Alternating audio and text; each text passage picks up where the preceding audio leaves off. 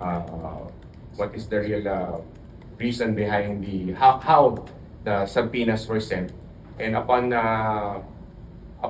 research, they just had difficulty in serving that. So we will study this further. Either we file a petition before the regional trial court for a contempt proceedings, or probably reissue a subpoena to comply with the legal requirements, just to be sure. So does that mean hindi na-serve yung subpoena po kay Zaldico? Not, sir, but there was a difficulty in serving it in person because he was outside of the country. Pero sir, pag na-serve na po ba natin yun at hindi pa siya umattend, matutuloy na po ba yung papasite in contempt po natin? Siyempre, we have sufficient basis already. We just gusto lang namin basis covered lahat, no?